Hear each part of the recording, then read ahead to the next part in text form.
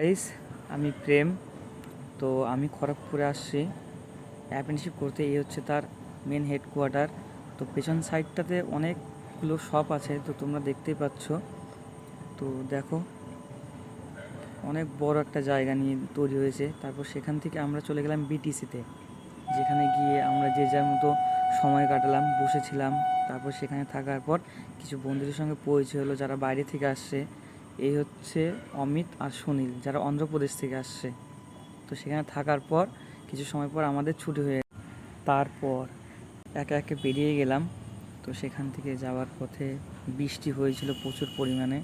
তো এখানে অ্যাকচুয়ালি দিনে দুবেলা অলরেডি বৃষ্টি হতেই থাকে, দেখাই যায় সেটা। তো এই হচ্ছে সেই বড় ওয়ার্কশপটা চারিদিকে। তার মধ্যে আমরা বিটিসিটা অনেকটা ভেতরে, সেই ভেতরে গিয়েছিলাম।